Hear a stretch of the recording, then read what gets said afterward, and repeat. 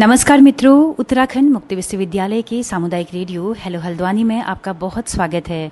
91.2 megahertz की तरंगों पर आप इस रेडियो को सुन पा रहे हैं।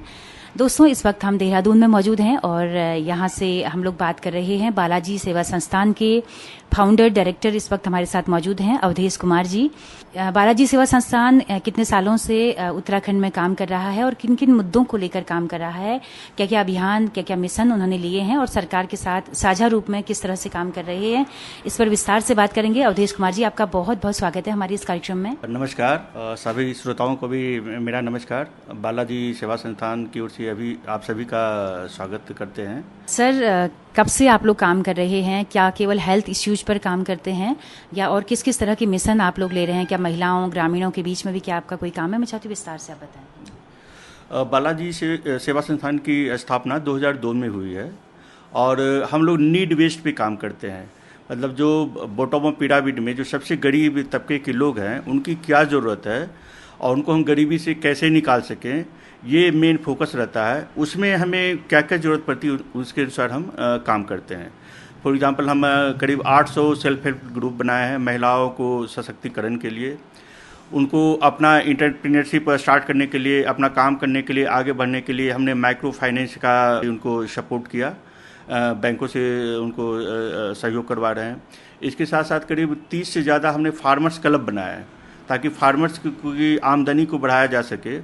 इसके साथ साथ हम 4 फार्मर्स प्रोड्यूसर कंपनी बनाए हैं और एक हमारा जो फार्मर्स कंपनी है वो करीब 5 साल पुराना है, जिसको दून फार्मर्स प्रोड्यूसर कंपनी के नाम से जाना जाता है और उसमें करीब 400 महिला फार्मर्स जुड़े हुए हैं। उनको कई नेशनल लेवल पे अवार्ड भी मिले हैं उनके वर्क के लिए। ये जनरल अवार्ड से सपोर्टेड है।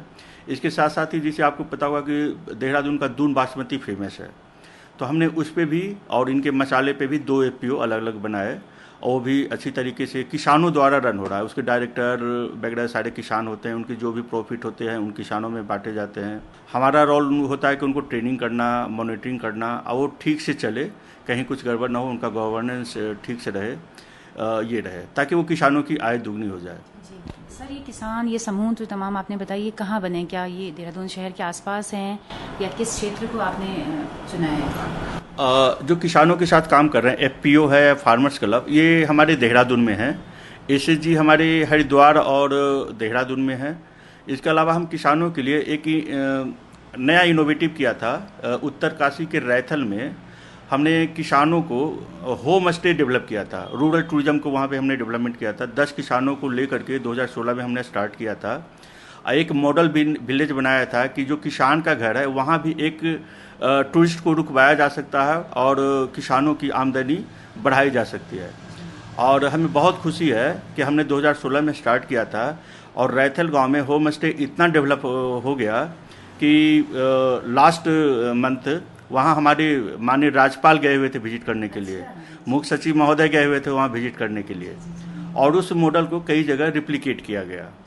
तो इस तरीके से हमने किसानों के बीच में मॉडल बनाया कि उनका कैसे इनकम बढ़ाया जाए। इसी के टूरिस्ट क्या पहुँच रहे हैं वहाँ पर फिर? हाँ, वहाँ नेशनल इंटरनेशनल सारे टाइप का टूरिस्ट पहुँचते हैं। शुरुआत में 2-3 साल हमने उनके मार्केटिंग के लिए काफ़ी मेहनत किया था। उनके वेबसाइट हैं, उनसे ही होता है, लेकिन अभी उनका माउथ टू माउथ, उनका अपना सोशल मीडिया में हमने ट्रेनिंग दिया कि कैसे मार्केटिंग करते हैं। अब किसान के बच्चे हैं खुद में मार्केटिंग करते हैं सोशल मीडिया के थ्रू। डिफरेंट जो टूर कंपनी होते हैं उनसे वो टाई अप किए हुए हैं और अभी लगभग अभी जैसे सीजन में सारे के घर जो है वो होम स्टे फुल है वहाँ पे काफ़ी। तो क्या कोई कमरा डेवलप किया है अलग से हट बनाकर या उन्हीं के घर में से किसी कमरे को थोड़ा तैयार कर किस तरह से करते हैं? नहीं, हमारा जो कंसेप्ट था कि जो किसान है उन्हीं का कोई एक कमरा लेते थे, उनको थोड़ा सा रिपेयर वगैरह करवा दिए और उनके जितने भी एक टूरिस्ट को रुकने के लिए जगह की ज़रूरत होती है उनका सारा हमने उस शुरुआत में सामान मुहैया कराया था। उनके इंग्लिश टॉयलेट बना दिए थे, डेंटिंग पेंटिंग कर दिए, बोर्ड लगा दिए और बाद में अब जो कर रहे हैं वो अपने खुद पैसे से कर रहे हैं, कमा रहे हैं उसी से। अब लगा उनको कि एक कमरे से इतनी इनकम हो रही है तो उन्होंने एक कमरे और उसमें डेवलप कर लिया और होम स्टे एक्ट में रजिस्ट्रेशन भी वो लोग करवा लिए हैं। तो सही, तो बहुत अच्छा एक प्रयोग किया। खैर सरकार भी इन सब चीज़ों में कर ही रही काम। पिछले कई सालों से मुंशियारी में इस तरह के प्रयोग हुए हैं, लेकिन व्यापक स्तर पे करने की जरूरत है। तो सब लोग अपने अपने तय अगर करेंगे तभी कुछ हो पाएगा। इसके अलावा सर और क्या क्या काम आप कर रहे हैं? महिलाओं के जो समूह बनाए हैं, वो जो प्रोडक्ट बनाती हैं, उनके लिए क्या मार्केट आपने मुहैया कराया है? हाँ, उसके लिए ना हमारे पास 3 ये रूरल मार्ट है, जहाँ पे वो जो भी हमारे एसएचजी के महिलाएं हैं, एफपीओ के मेंबर हैं, वहाँ पे अपना सामान देते हैं। जैसे एफपीओ के फार्मर्स के कोई भी प्रोडक्ट है, जैसे अगर उनके पास 2 किलो हल्दी भी बचा हुआ है, लहसुन बचा हुआ है, या कोई चावल भी है, वो जाके एफपीओ पे बेच सकते हैं। मार्केट रेट पे बेचेंगे, ये नहीं कि उनको सस्ता में देना, ऐसा भी नहीं है। और उनका जो प्रॉफिट का पार्ट होगा वो तो मिलेगा ही, और उनका जो भी सामान है वहाँ पे होता है। फिर एफपीओ ऐसे सामान इकट्ठा कर करके और बड़े मार्केट में उसको सेल करते हैं जी। इसके अलावा हमने जैसे बरेली में इंटीग्रेटेड फार्मिंग सिस्टम का एक प्रोजेक्ट अभी जस्ट स्टार्ट कर रहे हैं, जिसमें है कि किसान का जो छोटे किसान है, उनके लिमिटेड जगह में कैसे और भी एक्टिविटी कर सकते हैं। जैसे उसमें फिशरीज कर सकते हैं, बी कीपिंग का है, एनिमल हस्बेंड्री का भी है, मुर्गी पालन का भी है। मतलब ½ एकड़ ज़मीन में वो ये करें कि अभी जो उनका इनकम है उसका 3 to 4 टाइम्स उनको इनकम बढ़ जाएगा। तो वहाँ पे हमने 60 किसानों को चुना है और 4 गांव में उनका मॉडल बना रहे हैं। ये नाबार्ड के सपोर्ट से है और उत्तर प्रदेश गवर्नमेंट भी उसमें हमें सपोर्ट कर रहे हैं। तो वो एक अलग हम वहाँ पे एक मॉडल बना रहे हैं। क्या इसकी गुंजाइश उत्तराखंड में नहीं है? है, हमें उत्तराखंड में भी हम कुछ जगह प्लान कर रहे हैं आगे करने के लिए। यहाँ भी हम प्रयास किए हैं, लेकिन अब है कि हम एनजीओ हैं, हमें काम करने के लिए कोई ना कोई स्पॉन्सर चाहिए। तो हमें बरेली के लिए स्पॉन्सरशिप मिला नाबार्ड से कि आप यहाँ पे कीजिए। इसके साथ साथ कुछ CSR वाले उसमें हमें हेल्प करेंगे जी। सर, इसके अलावा टोबैको को लेकर एक बड़ा मिशन आपने पिछले महीने शुरू किया है, तो मैं चाहती हूँ उसको थोड़ा विस्तार से बताएं कि क्या था। हाँ, इसके साथ साथ जैसे हमारा है कि जो गरीब तबके के लोग हैं, ये बहुत बीमार पड़ते हैं। मतलब वो जो कमाते हैं उनकी बहुत सारी आमदनी बीमारी में चली जाती है। तो उसके बहुत सारे होते हैं कि नशा भी एक कारण है, जिसमें सबसे जो इम्पोर्टेंट है वो तंबाकू। तंबाकू के बारे में जैसे आपको पता होगा कि पूरे वर्ल्ड में 70 लाख लोग जो मरते हैं वो तंबाकू जनित रोगों के कारण मरते हैं। हमारे भारत में 13 लाख लोग पर ईयर मर जाते हैं जो किसी न किसी तरीके से तंबाकू का इस्तेमाल करते हैं। इससे जो रोग होते हैं उससे मरते हैं। अब तंबाकू के कारण जैसे कैंसर हो गया, ब्लड प्रेशर हो गया, डायबिटीज़ वाले को ये करते हैं, हार्ट अटैक हुआ, बहुत सारी बीमारियां हैं जिनका कारण सिर्फ तंबाकू होता है। अब किसी अर्निंग मेंबर में कोई मर जाए तो परिवार को कितना नुकसान होता है। इसके साथ साथ जो तंबाकू का इस्तेमाल कर रहे हैं, जिनको लत लग चुका है, उनके लिए तो चलिए सरकार ने TCC सेंटर खुलवाए हुए हैं कि वो जाएं वहाँ पे और क्विट करें। लेकिन हमारा जो मेन मकसद है कि हमारा जो आने वाला भविष्य जनरेशन है, वो तंबाकू से उनको बचाना है, वो इस्तेमाल नहीं करें। आपको जानकर आश्चर्य होगा कि जो तंबाकू जो शुरुआत करते हैं वो स्कूल के बच्चे ही करते हैं। मतलब 18 साल से पहले ही 70 to 80% जो आजकल करेंट यूजर है वो 17-18 साल से पहले स्टार्ट किए थे, और उसमें भी 20% ऐसे लोग होते हैं जो 10 साल से पहले स्टार्ट करते हैं। तो इस पे हम 2014 से तंबाकू मुक्त उत्तराखंड पे काम कर रहे हैं, और हम एक लक्ष्य लेके चल रहे हैं कि सबसे पहले उत्तराखंड को 2025 तक जब उत्तराखंड का ये सिल्वर जुबली मनाया जाएगा, तो हमारा भी एक वो लक्ष्य लेके चल रहे हैं कि पूरे उत्तराखंड को स्मोक फ्री डिक्लेयर करवाएंगे। स्मोक फ्री का मतलब है कि पब्लिक प्लेस पे लोग बीड़ी सिगरेट नहीं पिएंगे, क्योंकि बीड़ी सिगरेट पीने से न जो पी रहा है उनका तो नुकसान होता ही है, इसके साथ जो उनका धुआं निकलता है तो सेकेंड हैंड स्मोक के कारण दूसरे को भी नुकसान करता है। तो उनको बचाना भी प्राथमिकता है जो निर्दोष है। तो अभी हमने प्रशासन के साथ मिल करके 2015 में टिहरी को टोबैको फ्री डिक्लेयर करवाया था। मसूरी को 2018 में डिक्लेयर हुआ है। और जी जी जी वहाँ होता है कि एक पार्टिकुलर टाइप का एक सर्वे होता है कि सार्वजनिक स्थानों पे कितने लोग धूम्रपान कर रहे हैं, उसका कुछ क्राइटेरिया बना हुआ है। अभी हमने 8 डिस्ट्रिक्ट पहाड़ में सर्वे करवाया है एम्स ऋषिकेश से। उनका जल्द ही रिजल्ट आएगा, फिर यहाँ उत्तराखंड सरकार को हम वो रिपोर्ट सौंपेंगे। उसके अनुसार जो क्राइटेरिया में फुलफिल होंगे तो मेरे ख्याल से 4-5 डिस्ट्रिक्ट उसमें स्मोक फ्री डिक्लेयर हो सकते हैं। सर, तंबाकू के दायरे में क्या किस किस तरह की चीज़ें आ जाती हैं? बीड़ी सिगरेट से लेकर। तंबाकू में देखिए बीड़ी सिगरेट तो है ही, इसके अलावा जैसे पान मसाला है। पान मसाला में ऐसे तो कहते हैं कि उसमें तंबाकू नहीं है। पहले गुटखा आता था, गुटखा तो पूरी इंडिया में बैन है। तो पहले गुटखा में पान मसाला और तंबाकू मिला हुआ होता था। अब तंबाकू कंपनियां क्या कर दिया है कि पान मसाला अलग कर दिए और तंबाकू अलग बेचते हैं। खाने वाले दोनों मिला के खाते हैं, मतलब उससे ज़्यादा कोई असर नहीं हुआ। तो हम लोग ये भी कह रहे हैं कि पान मसाला पे भी बैन होना चाहिए। और पान मसाला वाले कहते हैं कि नहीं, इसमें निकोटीन नहीं है, लेकिन इसका तो जब जांच होगा तब पता चलेगा कि वो निकोटीन मिला रहे हैं कि नहीं मिला रहे हैं। इसके अलावा जैसे होता है ना कि मैग्नीशियम की मात्रा होती है, उसका एक लिमिटेशन होता है। तो मैग्नीशियम की मात्रा भी ज़्यादा मिला देते हैं ताकि उनका हैबिचुअल हो जाए और उनके स्वास्थ्य को ज़्यादा हानि करे। तो अगर सार्वजनिक स्थानों की बात करें तो ये तो टंगे ही रहते हैं, छोटे छोटे ठेलों से लेकर हर जगह पान मसाला टंगा है। लोग वहीं पे खरीदते हैं, वहीं पे फाड़ते हैं, वहीं पे खाते हैं। तो ये तो एक खुला बना हुआ है, जो पाउचेज हैं जितने भी। हाँ, एक्चुअली क्या है ना, तंबाकू एक ऐसा लीगल प्रोडक्ट है जो लोगों को मारता है। वो इलीगल प्रोडक्ट नहीं, लीगल प्रोडक्ट है। हाँ हाँ, चेतावनी भी लिखी हुई है, फिर भी लोग खाते हैं। गलती तो खैर नीति स्तर पे है कि आपने क्यों इस तरह की चीजें क्यों दी है मार्केट में। अगर हानिकारक हैं तो नीतिगत स्तर पे ही इसको ठीक किया जाए, वैसे तो बेहतर हो, लेकिन टोबैको कंपनियों को ही बंद किया जाए अगर कायदे से कहें तो। हाँ, इसमें क्या है ना, सरकार चाहती है ना कि बंद कर दें, लेकिन जैसे ही बंद करेंगे तो इसमें स्मगलिंग चालू हो जाएगा, लोग छिपा के करेंगे। तो सरकार का जो भी थोड़ा सा आय हो रहा है वो भी बंद हो जाएगा और उस पर कंट्रोल नहीं रहेगा। तो इसलिए ना नेशनल टोबैको कंट्रोल प्रोग्राम बनाया गया है कि इनको ना धीरे धीरे हमें कंट्रोल करना है। जैसे इसके लिए क्या सरकार करते हैं कंट्रोल के लिए कि हर 5-7 साल पे ना एक सर्वे करवाते हैं कि अभी क्या स्थिति है। 2008-9 में पहला सर्वे हुआ था, भारत सरकार ने करवाया था, जिसको गैट्स बोलते हैं, ग्लोबल एडल्ट टोबैको सर्वे। तो उसमें पाया गया था कि पूरे भारत में करीब 35% और उत्तराखंड में 30.6% लोग इस्तेमाल करते थे। फिर दोबारा 2016-17 में किया गया, इसमें बहुत सारे काम हुए। उसके बाद फिर दोबारा सर्वे करके देखा गया तो पूरे देश में 6% की कमी आई, पूरे उत्तराखंड में 4% की कमी आई। अभी यहाँ पे 26.5% लोग इस्तेमाल करते हैं। सार्वजनिक जगहों पे या अपने निजी जीवन में? नहीं, निजी जीवन में वो हर तरीके का हो गया। बीड़ी सिगरेट के अलावा खैनी है, जितने भी तरीके का टोबैको प्रोडक्ट है, हाँ, वो सब मिलाकर उसका एक सर्वे किया गया। हाँ, 4% घटा है। क्या वजह मानते हैं सर इसकी, जागरूकता या इसमें लोगों में जागरूकता तो बढ़ ही रही है। इसके अलावा सरकार ने भी अच्छा काम किया है और हमारे जैसे बहुत सारे एनजीओ इस पर बहुत काम कर रहे हैं, लोगों को अवेयर कर रहे हैं। पुलिस डिपार्टमेंट से हम इन्फोर्समेंट करवाते हैं कि जो इसमें कोटपा एक्ट बना हुआ है, cigarette and other tobacco product act, उसमें है कि कोई भी अगर सार्वजनिक जगह पे पीता है तो उसको 200 रुपये का फाइन किया जाएगा।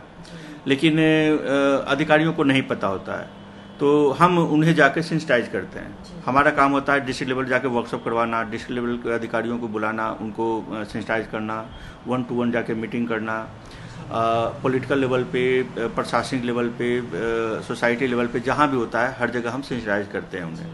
तो सर, जो पिछले महीने आपने मिशन लिया, इसके तहत क्या क्या किया और क्या देहरादून को आपने इसके लिए चुना था? नहीं, हम लोग एक प्रयास कर रहे थे कि ये जो उत्तराखंड में ना बीड़ी पीने वाले का ज़्यादा संख्या है, तो ये बीड़ी पीने वाले और ये स्मोकलेस टोबैको होता है जो चबा के खाते हैं, वो भी है, तो ज़्यादा ग्रामीणों में है। शहर में कम हुआ था लेकिन गांव में कम नहीं हुआ था। तो हुआ कि हम क्यों ना गांव को टारगेट करें, इसलिए एक अभियान चलाए थे कि चलो गांव की ओर, उत्तराखंड को तंबाकू मुक्त बनाएं। इसके लिए हमने हेल्थ मिनिस्टर साहब से मिला था, हेल्थ डिपार्टमेंट से मिला था, उनको ये बोले थे कि हम ऐसे कैंपेन करेंगे तो इस पर कमी हो सकता है। तो यहाँ के जो माननीय स्वास्थ्य मंत्री हैं, इन्होंने काफ़ी इस पर सीरियसली इसको लिया कि नहीं ये तो बहुत अच्छा काम है, इसको करना चाहिए। उन्होंने ही 30 अप्रैल को इस अभियान को लॉन्च किया था और बहुत युद्ध स्तर पे काम हुआ। 13 डिस्ट्रिक्ट में जितने भी डीटीसी मेंबर हैं और 8-10 जितने डिपार्टमेंट है, पुलिस डिपार्टमेंट, पंचायती राज डिपार्टमेंट, एजुकेशन डिपार्टमेंट, सभी ने काफ़ी सपोर्ट किया और एवरी डिस्ट्रिक्ट में कम से कम 10 इवेंट हो रहे थे। इवेंट की संडे को भी हेल्थ विभाग के लोग भी काम कर रहे थे। हमारी टीम, हमारे से बहुत सारे एनजीओ भी इसमें सपोर्ट किए।